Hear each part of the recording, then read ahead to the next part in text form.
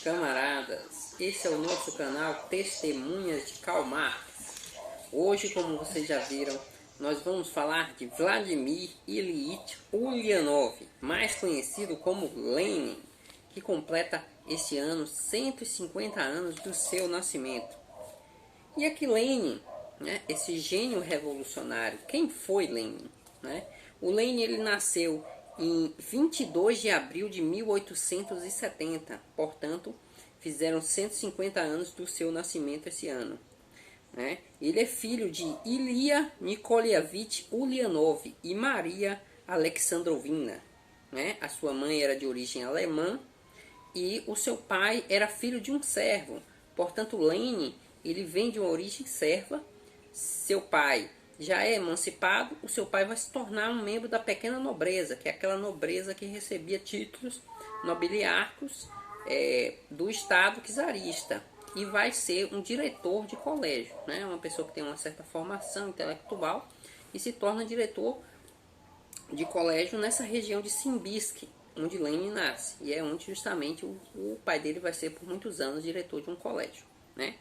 Esse período da vida do Lenin é marcado pelo fato de que seu irmão, né, ele foi um Narodnik, né, e a sua irmã também, né, e eles têm dois. O movimento Narodnik era um movimento revolucionário russo de oposição ao czarismo e que pregava a volta ao povo, daí a palavra Narodnik, que quer dizer populistas, na nossa tradição.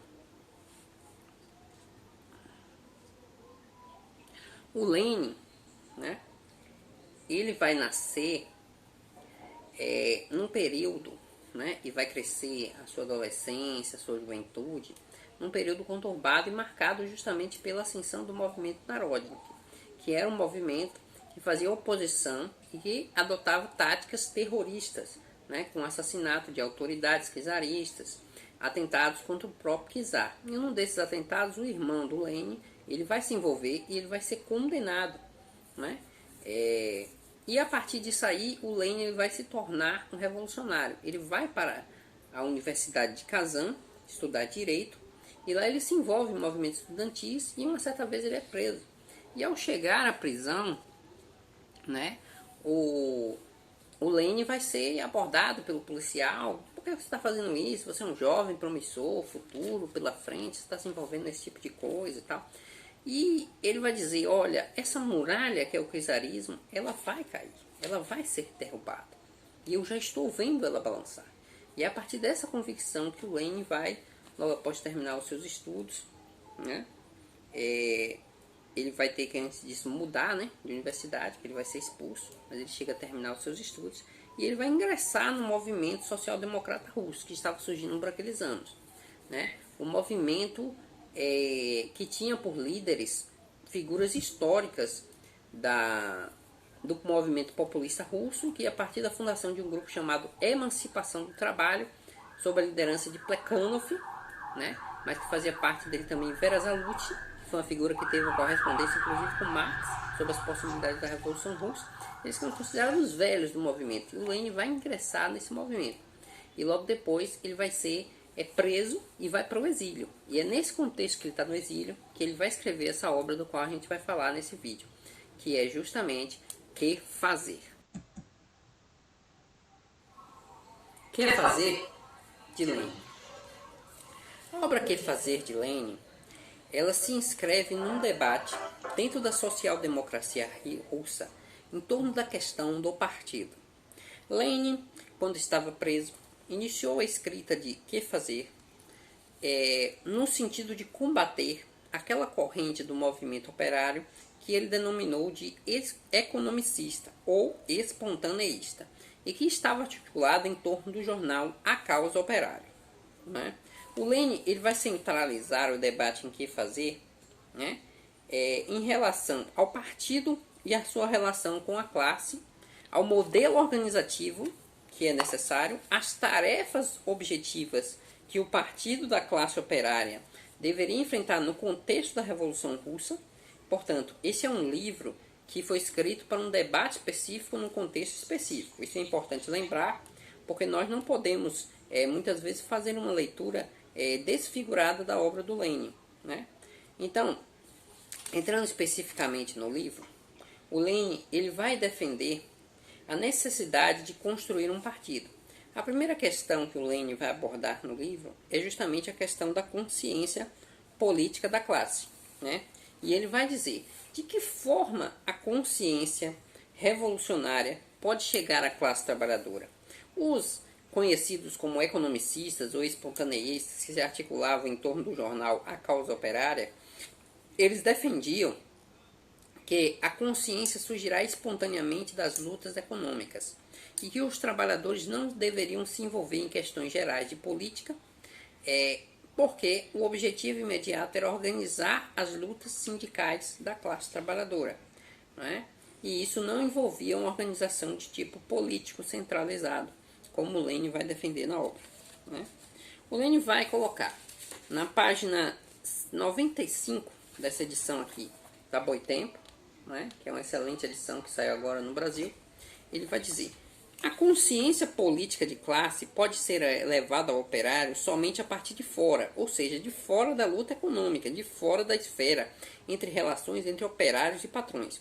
O único campo em que se pode obter esse conhecimento é no campo das relações de todas as classes e camadas com o Estado e o governo, no campo das inter-relações entre as classes, ou seja, no terreno da política.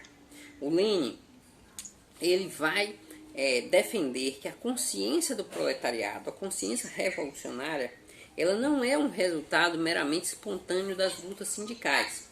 É preciso fazer uma advertência que muitas vezes as pessoas interpretam como se isso fosse uma concepção autoritária e vanguardista, no mau sentido do termo, de Lenin. De que Lenin estaria defendendo, portanto, que somente os intelectuais podem levar a luz aos trabalhadores ignorantes. Não, não se trata disso.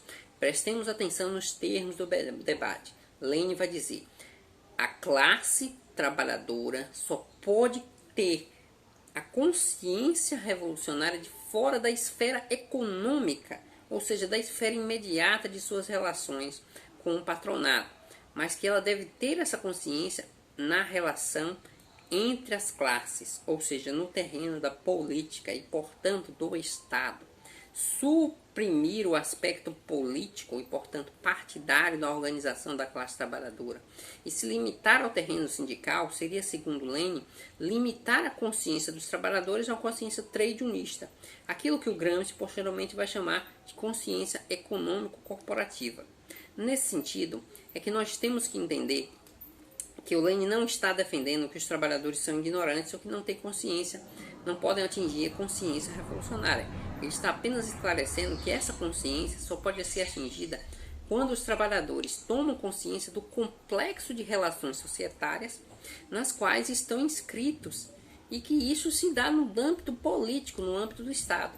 E no sentido que o Lenin vai dizer em uma parte do livro que é necessário que cada trabalhador tenha consciência clara de todas as relações entre as classes da sociedade e que ele se indigne contra toda injustiça que ocorra contra qualquer classe da sociedade, porque é o sentido de superação da esfera meramente econômica, dos seus interesses corporativos e o entendimento pela classe trabalhadora da necessidade de construção de uma nova sociedade. Isso não pode se dar nos termos meramente sindicais. E é exatamente por isso que Lenin vai sentar na questão do partido.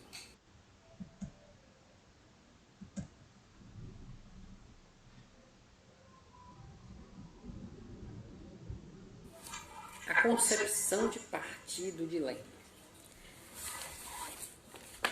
Em O Que Fazer, na página 139, Lenin escreve: eis que afirmo, não pode haver movimento revolucionário sólido sem uma organização estável de dirigentes que assegure a continuidade. 2.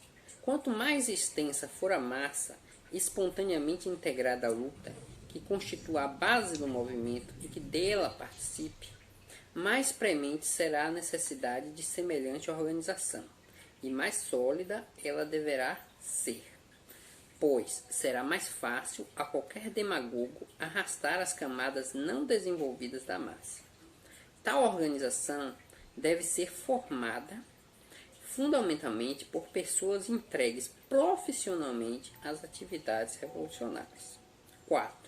num país autocrático, quanto mais restringirmos o contingente dos membros de uma organização desse tipo, a ponto de não incluir senão os filiados que se ocupem profissionalmente de atividades revolucionárias e que tenham já uma preparação profissional na arte de lutar contra a polícia política, mais difícil será pescar essa organização.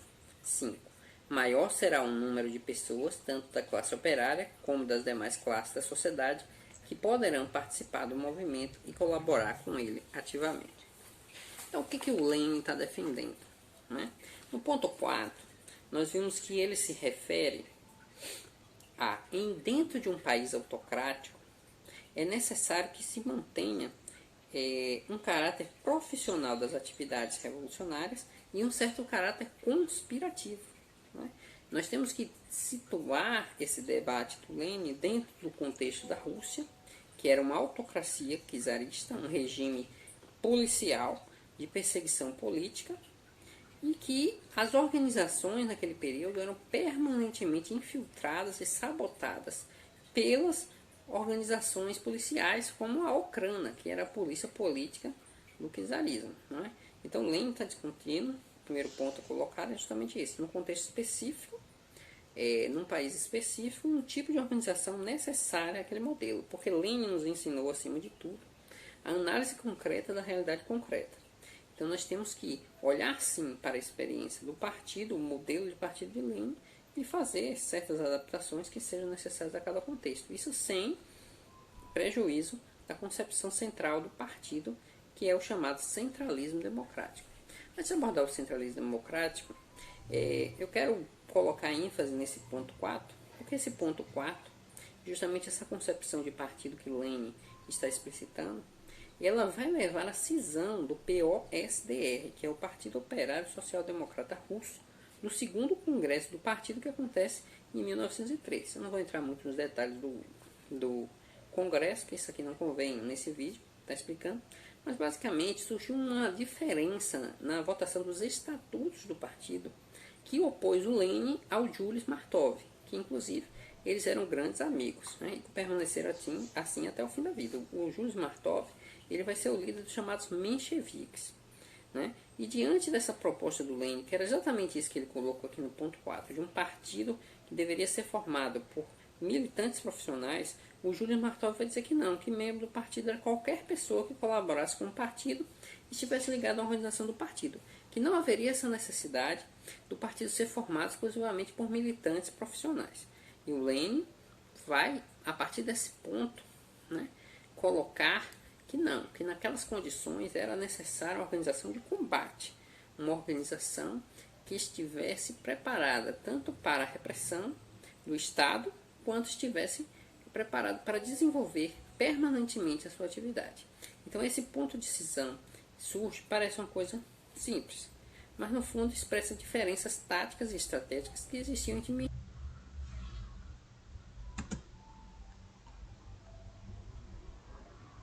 a revolução que estava por vir como uma revolução burguesa, onde o proletariado seria no máximo uma força auxiliar.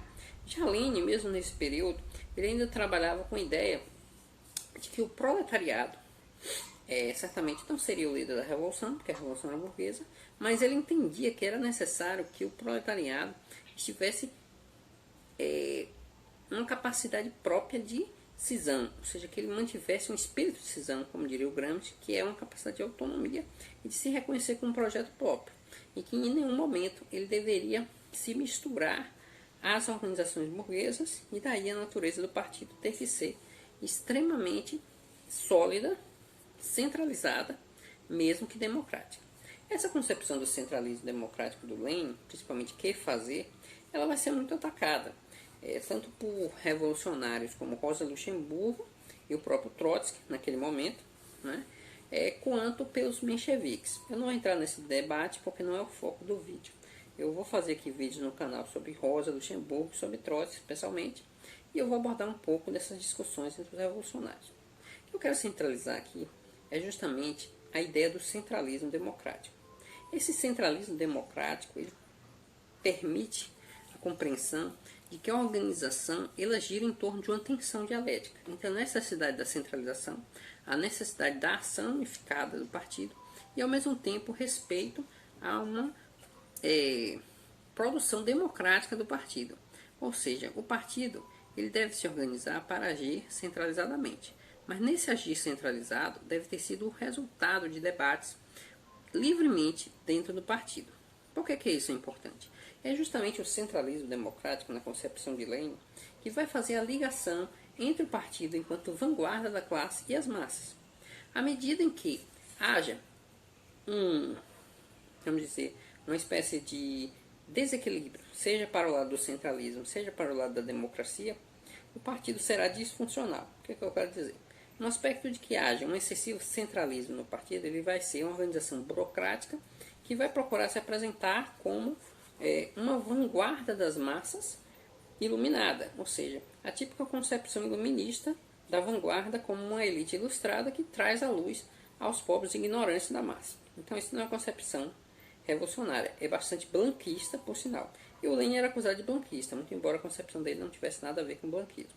E justamente porque o Lenin colocava ênfase no centralismo, mas para contrabalançar o centralismo, Lenin sabia que era central a democracia interna do partido. Porque era a democracia interna do partido que fazia com que as diversas posições, as diversas tendências que existem dentro da classe trabalhadora, em correntes de opiniões, né, que podiam se formar na forma de frações, pudessem estar lutando internamente dentro do partido.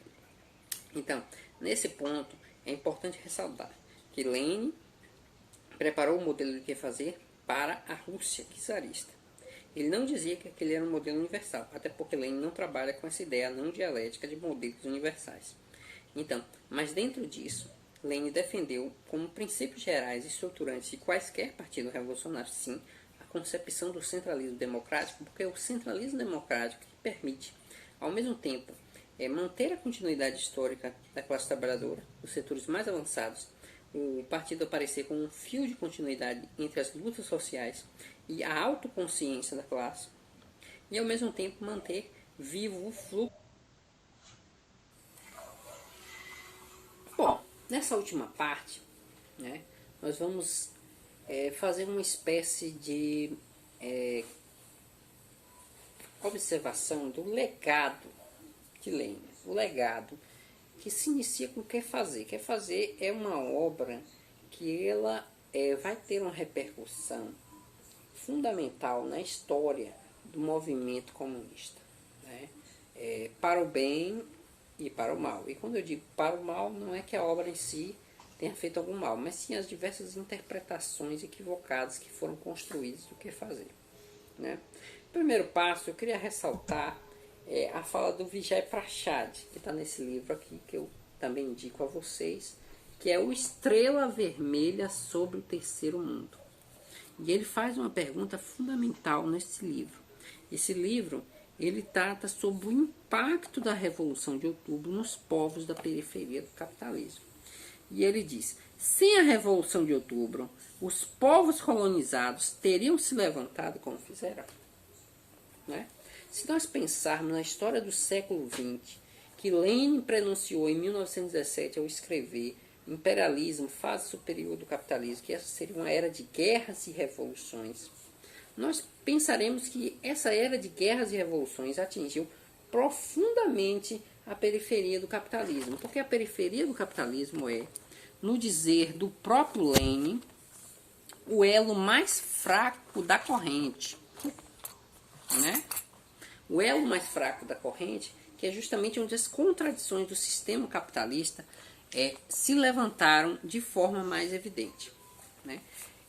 O Lenin, ele coloca fundamentalmente a necessidade de construção de uma organização centralizada e revolucionária. Na história do século XX, nós podemos observar as revoluções vitoriosas, a Revolução Russa, a Revolução Chinesa, a Revolução Vietnamita, a Revolução Coreana, a Revolução Cubana, né? E todas essas revoluções, de uma forma ou de outra, elas tiveram uma organização centralizada que, em algumas vezes, era um partido político, ou o resultado da evolução de um partido político, como, por exemplo, o caso da Revolução Russa é o mais clássico, era um partido de vanguarda, partido organizado nas massas, partido de base operária e que vai alcançar o poder através da Revolução de Outubro.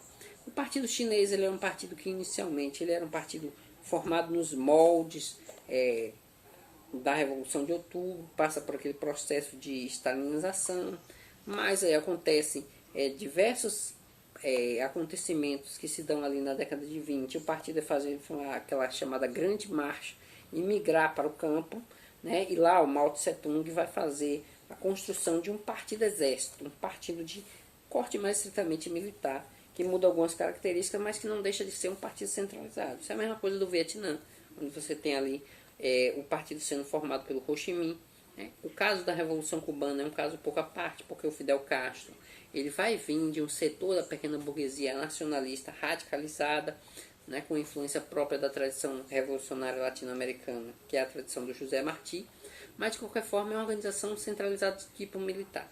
A maioria dessas organizações elas foram centralizadas de tipo militar devido ao contexto de enfrentamento com ditaduras e de contexto de guerra prolongada que elas enfrentaram. Por exemplo, o Ho Chi Minh e o Partido Comunista Vietnamita vão enfrentar mais de 20 anos de guerra. A primeira guerra contra a França, que eles são vitoriosos, depois a louca guerra contra os Estados Unidos, né? E assim, por exemplo, também na Revolução Chinesa, o partido vai começar a se formar em meados da década de 30 e vai culminar na chegada do poder depois de enfrentar a invasão japonesa na Segunda Guerra Mundial, em conflito com o Kuomintang, que era o partido nacionalista na China, né? E vai culminar no poder em 49. O que eu estou querendo dizer com tudo isso é que sem uma organização centralizada de combate, seja ela de massas, como foi o Partido Bolchevique, seja ela militar, e é claro que a forma militar ela coloca uma série de problemas e de entraves que a gente não vai poder trabalhar aqui, e que está fora também do escopo do que foi o propósito de Lenin, onde ele propôs assim, uma organização que tinha assim, um corte militar, porque era no sentido de combate a uma ditadura e uma clandestinidade muito forte, mas era uma organização basicamente operária. Né? E as experiências que nós tivemos de partido-exército, como nós podemos chamar no século XX, elas são diferentes.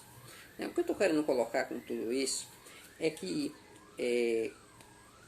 o grande desafio que nós temos hoje é o desafio do leninismo. Porque nós precisamos construir organizações revolucionárias de combate para que a revolução possa ser revoluções não faltam na história, o que faltam são revolucionários.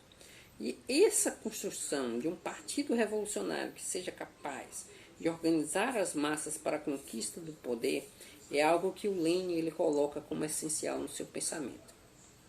A atualidade revolucionária do pensamento do Lenin é a atualidade revolucionária da necessidade de construir organizações que sejam capazes de conquistar o poder e iniciar uma transição ao socialismo. Isso deve ser evidente porque nós devemos ser capazes de olhar tanto para o passado, aprender com seus erros, mas também de projetar o futuro. Se nós queremos sair de uma situação que se constitui como um beco sem saída, né, desde a restauração do capitalismo na União Soviética até os dias de hoje, nós devemos entender que é necessário retomar o legado de Lenin. É necessário ler o que fazer. E para finalizar, eu queria terminar com uma frase do Lenin, que é uma frase que vai surpreender muitas pessoas, porque o Lenin ele era basicamente, como vai dizer o José Paulo Neto, na bela introdução que ele escreve a um livro chamado Lenin e a Revolução de Outubro, que eu indico a vocês também a ler, que é escrito de Lenin no calor da hora e durante o período do governo revolucionário que ele esteve à frente até 1924, ele vai dizer que Lenin é de um pragmatismo revolucionário. E esse pragmatismo revolucionário faz com que a gente às vezes pense como um cara anti-utópico, contra o sonho, anti-romântico. Mas o Lenin ele tem uma frase muito bonita, que ele diz assim: é preciso sonhar, mas com a condição de crer em nosso sonho, de observar com atenção a vida real, de confrontar a realidade de nosso sonho, de realizar escrupulosamente nossas fantasias, sonhos. Acredite.